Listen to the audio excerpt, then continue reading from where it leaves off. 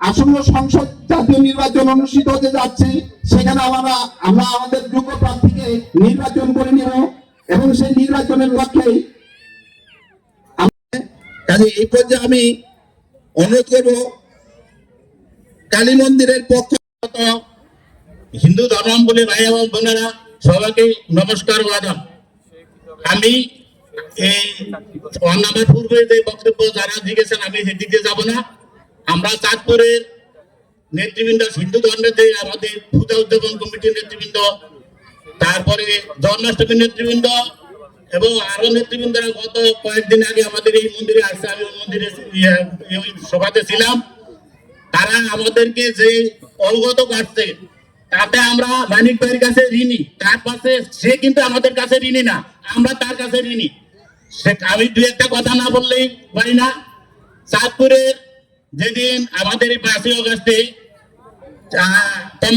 তমাল ঘোষ উনি বলল যে আমরা এই পরিস্থিতি, পুরান বাজারের অনেকগুলি হিন্দু ব্যবসায়ী আছে, ব্যবসা লুট হওয়ার সম্ভাবনা আছে। আমি ডিসি সাহেবকে ফোন করলাম, ডিসি সাহেব বলে আমার বলার কিছু নাই, আমি কিছু করতে পারবো না, আপনাদের যার শেষ হলেন। এরপরে আমরা মানিক ভাই স্বর্ণপূর্ণ হইলাম।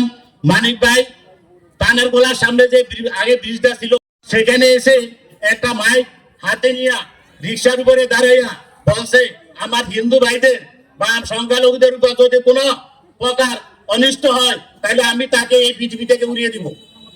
আরেকটা ঘটনা বললো যে ওই সরপেশন নামে একটা জায়গা আছে চাঁদপুরের পূর্ব দিকে চর, ওই চরে একটা ছেলে তার কাছে নাকি চাঁদার জন্য ফোন করতেছে।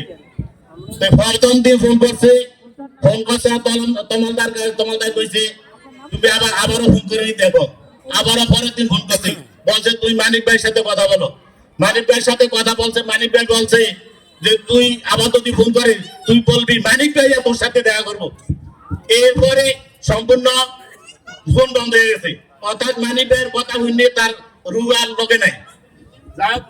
আমরা বাংলাদেশ শিবু দাস, ভেদরগঞ্জে খোকন দাস, নরসিংদীতে মনিলাল চক্রবর্তী, এরূপ অজানা অনেক মানুষকে তারা বিভিন্ন ভাবে যে কোনো একটা চক্র যে কোনো সময়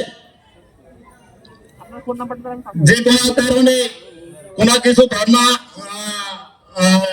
নিয়ে মানে ধর্মবিরোধী কথা বলছে, এই জাতীয় বইয়া আমাদেরকে বিভিন্ন জায়গায় বিভিন্ন ভাবে আমাদেরকে হস্তনষ্ট করছে। মানিক ভাইয়ের জন্য আমাদের হাজার কিছু